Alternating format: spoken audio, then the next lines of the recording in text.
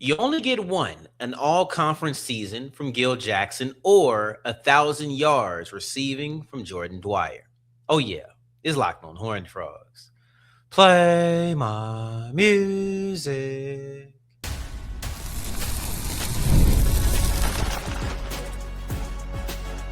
You are Locked On Horned Frogs, your daily podcast on the TCU Horned Frogs. Part of the Locked On Podcast Network, your team every day. What's going on, family? I'm Darian Gray, a.k.a. the Mouth of the South. Thank you for making this your first listen of the day, every day. Today's episode is brought to you by KALSHI. For a limited time, download the KALSHI app and use the code LOCKED on to get up to $500 in bonus credits when you trade $25. That's a deal, man. What the heck? Today is a new segment, a new show, a new format that we've never done before, but I'm hoping to carry on. And it's Would You Rather Wednesday. Shout out to my guy, Mike G from UCF. He put me on to this. This is something that he does. And I want to try to make this a regular Wednesday activity on the show. So let me know what you think, but also know, which one would you rather have? A Gil Jackson all-conference year or 1,000-yard season from Jordan Dwyer? I'm going to break down Dwyer, then move to Jackson, then tell you which one I would prefer. I think one thing needs to be articulated. If Jordan Dwyer has 1,000 yards, it's an all-conference season. There's not a receiver in the Big 12 other than Eric McAllister last year that had 1,000 yards. There was some 900-yard seasons in there. But there's not a 1,000-yard season outside of TCU's lead wide receiver a year ago. I hear you. I don't need Jordan Dwyer to be Eric McAllister. Thank you. I just need Jordan Dwyer to be Jordan Dwyer from Idaho. I just need Jordan Dwyer to maybe get 1,000 yards. And I know people may say that's not possible in Gordon Samus's offense. That's because you've been drinking the Kool-Aid and not the good flavor either. You've been drinking the Kool-Aid that makes you think that Gordon Samus is just run. The thing about Samus that makes him unique is, yes, he's running the football. And it's highlighted because TCU didn't run the football last year. But Samus is important because he had a 3,000-yard passer, he had a 1,000-yard receiver, and he had a 1,000-yard runner. And I know you hear a guy coming in who's not a quarterback guru, which you're used to. You're hearing him come in with an offensive line background. You're hearing the fact that he's going to change the frequency and how much you run the football in Fort Worth. But the thing is, he's going to pass the ball too. Take a look at Skylar Bell, who is one of the more discussed mid-round wide receivers in this year's draft class. He is a UConn product. He is a Gordon Samus offense product. He had very productive seasons with Samus at the helm. So with Samus here in Fort Worth at TCU, don't think that Dwyer can't be a 1,000-yard receiver just because they're going to run the football more than they used to. Matter of fact, Dwyer and Bell actually compare to each other pretty well as far as size goes. I think Bell is a more run after the catch guy than we've seen Dwyer be in purple, but the size-wise, 6 foot, 190, they're in that same ballpark. So this is also the type of build that Samus is familiar with as offensive coordinator. All of these things go into play because as you're trying to figure out how you get to Jordan Dwyer having 1,000 yards, that's part of it. Part of it is the opportunities. The other part is I just need Jordan Dwyer to return to his yards per catch that he was having at Idaho. That's why I say I need Dwyer to be the Idaho version of Dwyer. I don't need him to be McAllister. I don't need 1,200. Dwyer gave me 1,190 last year. I just need Dwyer to give me a band. Just give me 1,000 yards and we're good. But last season, McAllister had 72 receptions for 1,190 yards and 10 touchdowns. And I've said it before, I'll say it again.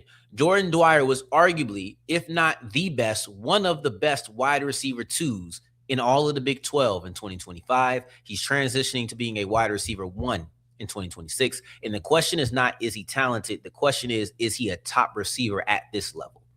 Because when he was at Idaho, At Idaho, you're looking at a player who averaged 17 yards per catch in 2023. Limited sample size because it's 19 receptions. Let's go to the next one. But that shows his explosiveness. That's why I wanted to bring it up. In 2024, when he really became part of the offense, and I mean the man, 78 receptions for 1,192 yards and 12 touchdowns. That's a 15.3 yards per catch rate. I like that because at TCU last season, he was 54 catches for 730 yards, 7 touchdowns, all good. I'm not here to discredit what he was able to do. All good.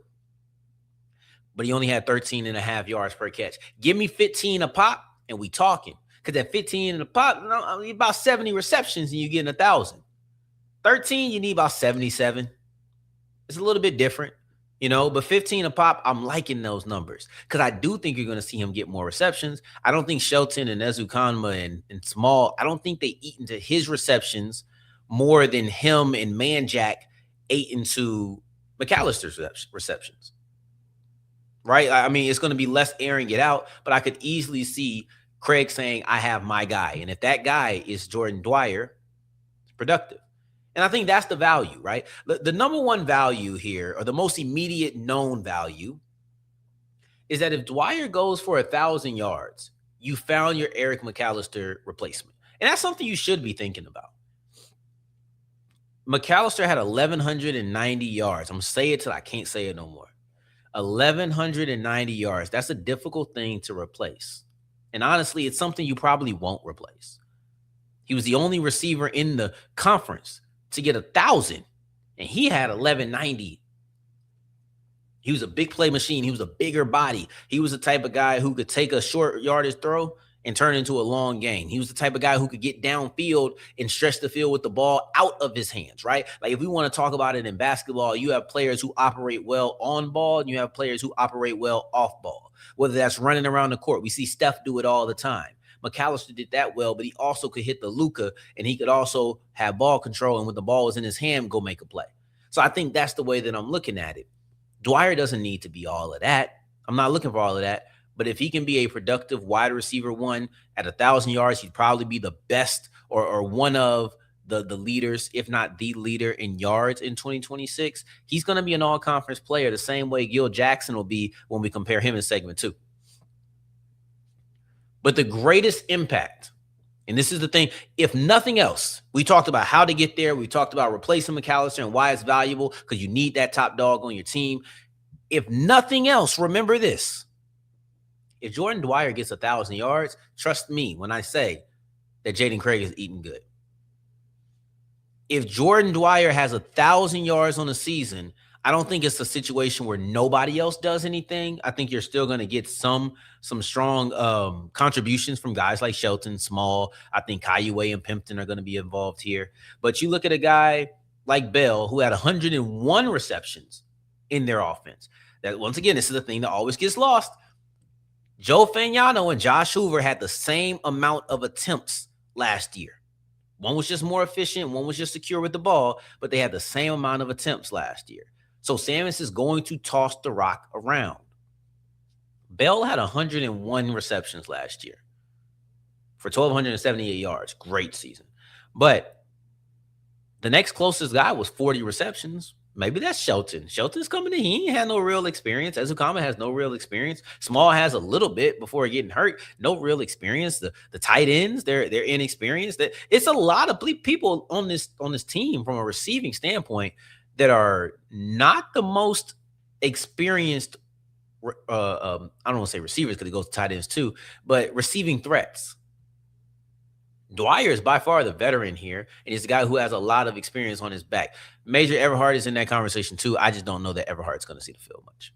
I kind of lean towards Small as long as Small stays healthy. So that's how you get to 1,000 yards. It's very much so possible. Jaden Craig will be eating. Jaden Craig will be about 3,000 yards. If you get a strong season out of Dwyer, it's not guaranteed that it'll be a rising tide lifts all boats type of situation. But when you have a guy who is as productive as 1,000 yards would suggest, typically it opens up things for other people. Typically it draws more attention because now you're one of the best wide receivers in the conference. You're one of the best players on the team. You're one of the guys that defenses have to try to stop, whether that opens up things for the run game, whether that opens up things for guys like Shelton, whether that opens up things for guys like Small who are going to be in the slot and maybe are on the same side as Dwyer.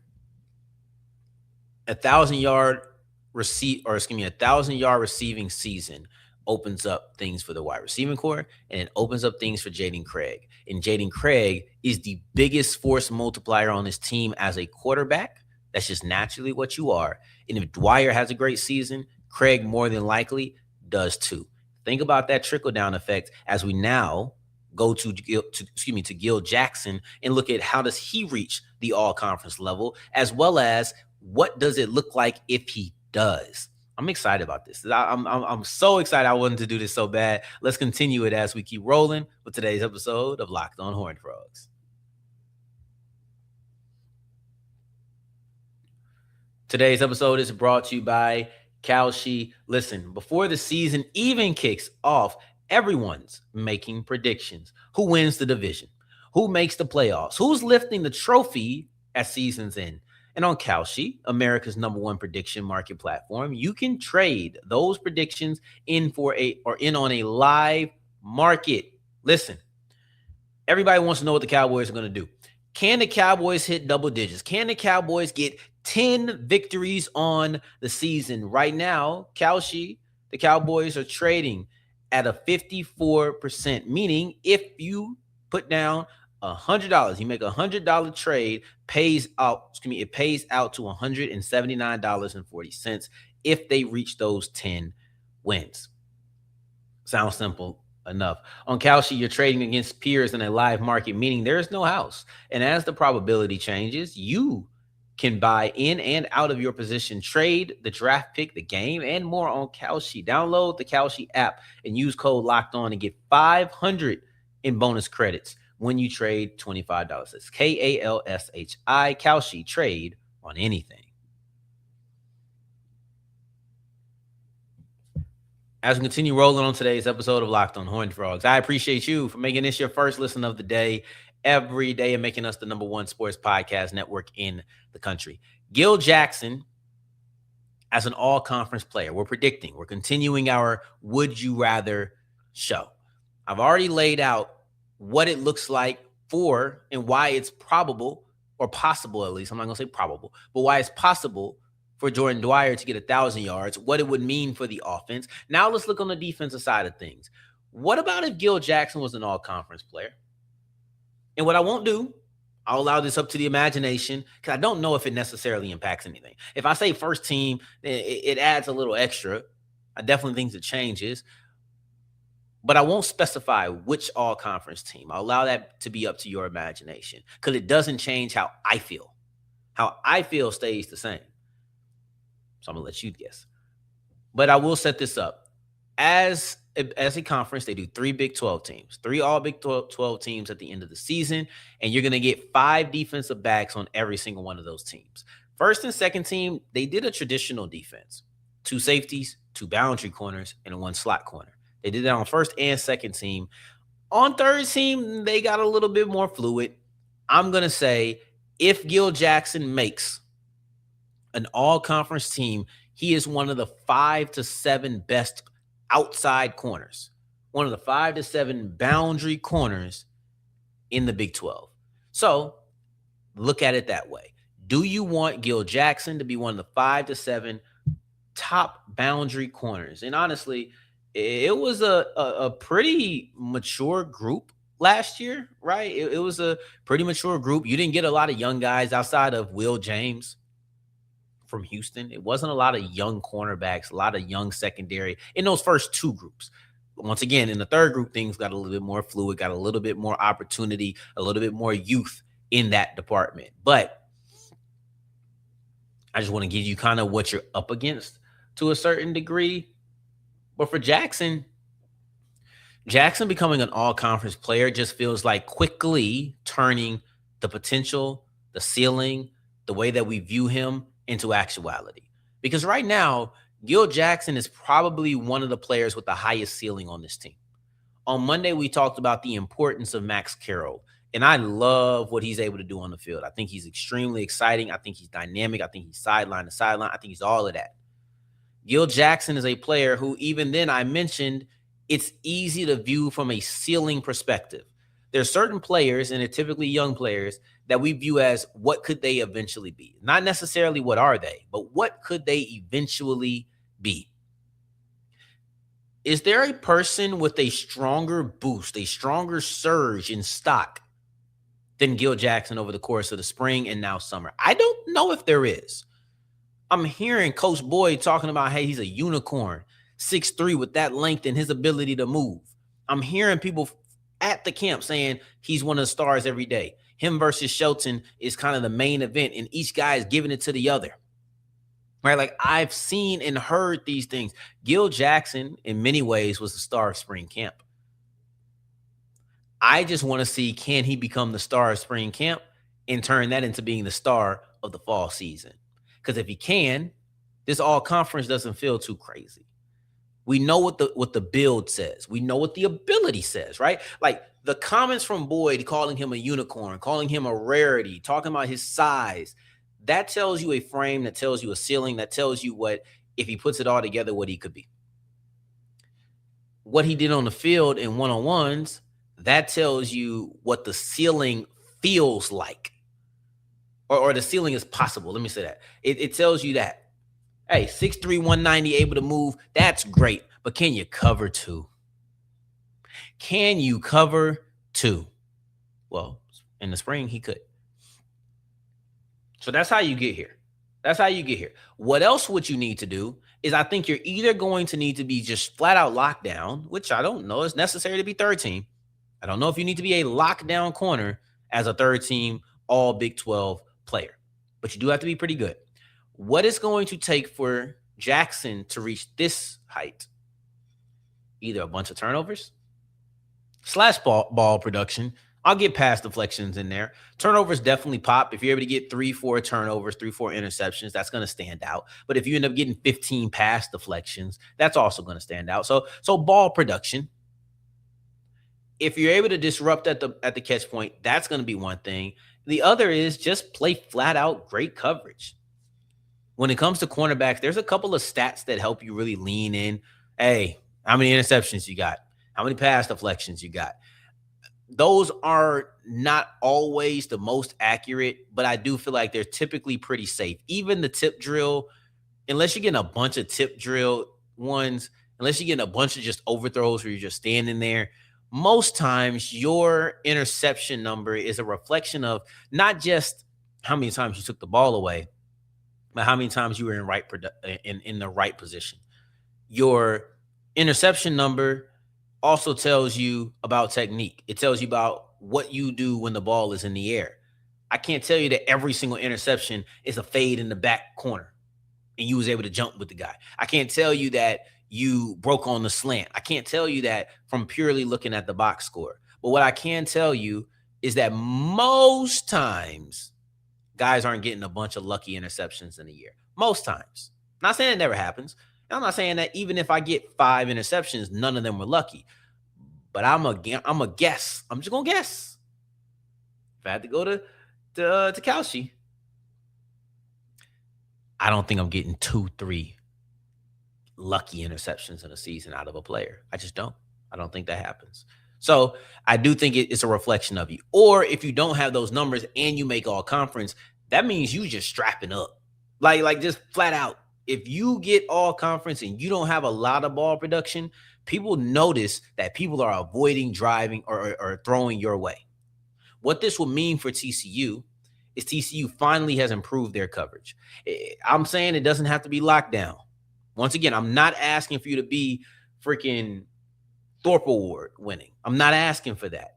What I'm saying is that if he's able to be at the position where he's all conference and he's at least saying this side of the field is taken care of, TCU would then have a cornerback that when the game's on the line, you doubting that they're going to throw that way. And if they do, you almost want them. Hey, please target Gil Jackson. If Gil Jackson is an all-conference player, that means you have a cornerback who can match up with the best receivers in the conference. If Gil Jackson is an all-conference player, That means that at least you feel confident about one side of the field. And I think Vernon Glover is solid. I think he could be solid. We'll see what he is. I have my question marks, but I think he could be solid. The high ceiling player is Gil Jackson. If Jackson reaches that ceiling, we're changing the way that we speak about TCU. Flat out, because I think it does so much more for the team, than maybe a safety. In my personal opinion, Jamel Johnson and Bud Clark were second team all Big 12 last year. Gil Jackson being a first team, second team, or third team player just means more. No disrespect, but the highest valued safeties typically are more versatile. They just play a little bit closer to the line of scrimmage in the slot a lot of times, which is a cornerback position, but they play a little bit closer. That's how you develop the highest value in safeties in today's day and age. But as a cornerback, you going against receivers, another premium position. So Gil Jackson holds a little bit more weight than Gil Jackson making all conference would hold a little bit more weight than Jamel Johnson making all conference, assuming they're on the same level. I don't want first team versus third team, a little bit different, but Gil Jackson would be a highly impactful addition. And I'm kind of hedging my bets because I don't want to say this. I don't want to get into it. So I'm tired of holding my tongue. Let's get into it on why I believe that if I had to pick between Dwyer's season and Jackson's season, I'm going to go with the cornerback. And it was probably easy to tell after that. But I'm going to get into the quarterback position and why I think that is the deciding factor for TCU specifically as we continue with Locked on Horned Frogs. Today's episode is brought to you by Indeed. And listen, workplace chaos can hit anytime. It doesn't matter how well that you think you're running the ship. It can hit. People can get crazy, especially when things are going left. And by left, I mean people getting fired, people leaving. Now you got to fill this void. And freaking Jerome been doing a great job for you for years and years and years. And now he just got himself a promotion. He just got a new job elsewhere that pays him a little bit more. And you can't replace Jerome, but you got to try to find somebody. You don't go get a running back to cover wide receivers. You don't go get a cornerback to block defensive tackles. You go get somebody who is qualified and who matches your requirements. That's what Indeed does. Stop getting people who just want a job. Get people who are meant for your job. One great addition can have a ripple effect on everybody around them. So don't underestimate the power, either left or right, of a hire. Spend less time searching and more time actually interviewing candidates who check all your boxes for less stress, less time spent, and more results. Cut through the chaos. It's a job for Indeed sponsored jobs if that is your mission. And you get $75 in sponsored job credit. Go to Indeed.com/podcast and tell them you heard about Indeed on this podcast. Terms and conditions apply. Need to hire. This is a job for Indeed sponsored jobs. As we're wrapping up today's episode of Locked on Horned Frogs, I appreciate you for making this your first listen of the day every day, making it all the way to segment 3. And I thank you 2 times for that. Thank you. Thank you. The question is, which is better? I would love to know how you feel. Please comment, right? Like I'm going to do this probably next week, no matter what, just to give a couple of runs, on it. But if you want this to continue, I can even try to take this into the season. So I'm really excited. Hopefully this goes off well, but your feedback is the utmost importance here. I felt like this was a good comparison, both through the air. Both guys stepping into a either bigger or new role, with Jackson being a starter. I think that's still a bigger role than he was, right? He was on the team last year, but now him becoming a starting outside corner. And you have Jordan Dwyer, who's going to be moving into being a wide receiver 1. I went with Gil Jackson solely because I do believe that if Jackson is an all-conference player, it has a greater impact on who TCU is as a team. You look at what they were doing last year as a defense. As a defense, they had the 12th, let's not say 12th best, because that sounds bad. They have the 1, 2, 3, 4, 5th worst. That's more accurate. When you're that low on the pecking order, 12th best sounds like, oh, okay, it's not that terrible. No, it was bad. It was the 5th worst in defensive efficiency in the conference. They allowed 25 touchdowns through the air, which was number 3rd most in the conference. They allowed 3,193 yards. That's the most in the conference. Like you're looking at defensively, they just struggled. Now, third most yards per game allowed in the defense. In pass defense. This was bad. This was not a good pass defense in 2025. That needs to change. 25 touchdowns, third most, 245.6 yards per game allowed. That was the third most. Now, one thing they did do well is they got turnovers. But I've said this in a previous episode. I don't know if I'm counting and relying on them to stack up their turnover production. Turnovers can be so volatile. They're too unpredictable for me to sit here and say, oh, they're going to do that again. Just too much, especially when you're losing a guy like Bud Clark. So Gil Jackson being a all-conference player is going to fix that. Gil Jackson being an all-conference player is going to take you from being the third most allowed to being second, 10th, right? Like not second, 10th, third most allowed to being 10th, right? Being in the middle of the pack. Having that is going to allow you to fix your biggest flaw. At the end of the day, I think TCU last year had 3 major flaws. Too many turnovers on the offense. They didn't get enough pass rush, and they just allowed too many yards through the air. And the latter two do go hand in hand because it's not just pass rush. You can't get the pass rush. Now you're covering forever. Or sometimes they uncover quickly, so now you're not able to get much pass rush. I get that. But it can't happen again. As you're trying to move in towards competing, you have to shore up your secondary. You cannot be allowing 245 yards per game. And Gil Jackson is going to help ensure that that doesn't happen. The other side of that coin is that Jordan Dwyer is a player who I think at his position, it's more people who can help. So if Dwyer doesn't hit 1,000 yards, you still can have a very productive offense. The thing about Dwyer is a lot of it feels like cherry on the top. That's what it feels like. His impact, his success has a great ripple, but his failure doesn't necessarily have the impact that Dwyer does. That Jackson does. And I don't think that his success has the impact either. I think that I saw what a productive wide receiver could do for an offense, but it also didn't result in wins. There's too much room for struggle. There's too much room. Let me see how I want to say this. For Dwyer and his 1,000-yard season, there's just a little bit too much room for it not to impact wins. If Gil Jackson is an all-conference player, I trust it's going to impact the wins. I trust it's going to impact your defense through the air. I trust that if Gil Jackson is a third-team all-conference player, TCU isn't allowing 245 yards per game. If that's the case, Vernon Glover will not be starting next year. Or that's the way that I look at it. I just think the impact of the failure feels a little bit less on Dwyer's side, and the impact of the success feels greater on Gil Jackson's side. So that's the way that I'm going to look at it. I think that Jackson is the more important. I would rather Jackson be an all-conference because I saw how bad the pass defense could be in 2025, and that's the cure to one of the 3 biggest pitfalls of the previous season. So give me Gil Jackson, all-conference player. What about you? We'll be back next Wednesday with this as well, but we'll be back before that. We'll be back tomorrow as well. In the meantime, in between time, until the next time that we hear each other, family, take care, stay blessed. Peace.